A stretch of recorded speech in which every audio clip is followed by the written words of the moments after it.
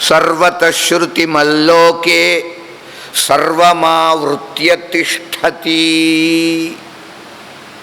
గీత. వాస్తవానికి పరమాత్మకి చెవులు లేవు, కళ్ళు లేవు, అవయవాలు లేవు, పాదాలు లేవు, హస్తములు లేవు. నిరవయవి. నిరవయవి అంటే అవయవ రహిత. ఏ అవయవము లేకపోయినా పరమాత్మ అన్ని అవయవాల అనుభవాన్ని, జ్ఞానాన్ని ఆయన పొంది ఉన్నాడు. ఆయన కళ్ళు ఉండవు కానీ అంతా చూస్తాడు. చెవులు లేవు కానీ ఎవడు ఎంత మెల్లిగా పక్కవాళ్ళలో గుసగుసలాడినా మాకే వినిపిస్తున్నాయి మీ గుసగుసలు, పరమాత్మకి ఎందుకు వినిపించకుండా ఉంటాయి?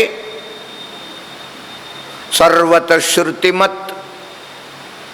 శృతి అంటే చెవులు. సర్వతః పరమాత్మకిట చెవులు అంతటా ఉంటాయిట. అందువల్ల ఎవడు మనసులో అనుకున్నా ఆయనకి తెలుస్తుంది మనం ఏమనుకున్నామో. పైకనక్కల గున్గునానా అంటారు. గున్గునా రహే హై భోరే ఖిల్ రహి హై కలి కలి. గున్గునానా అంటే తనలో తానే మాట్లాడుకోవటం. పక్కవాడికి కూడా తెలియదన్న ఉద్దేశం. పరమాత్మకు తెలియకుండా ఉంటుందా? మంచి మాట. సర్వతః శృతిమల్లోకే సర్వం ఆవృత్య తిష్టతి. అంతటా వ్యాపించి ఉన్నాడు పరమాత్మ.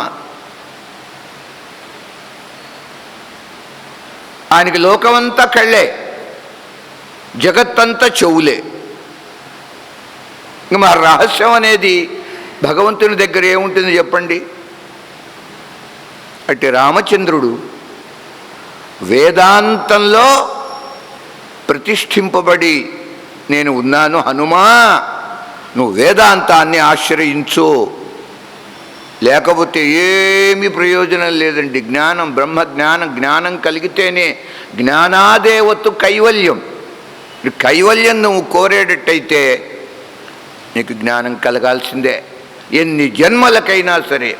కురితే గంగాసాగర గమనం, వ్రత పరిపాలనం అథవా దానం, జ్ఞాన విహీన సర్వమతేన ముక్తిం న భజతి జన్మశతేన. భజ గోవిందం భజ గోవిందం.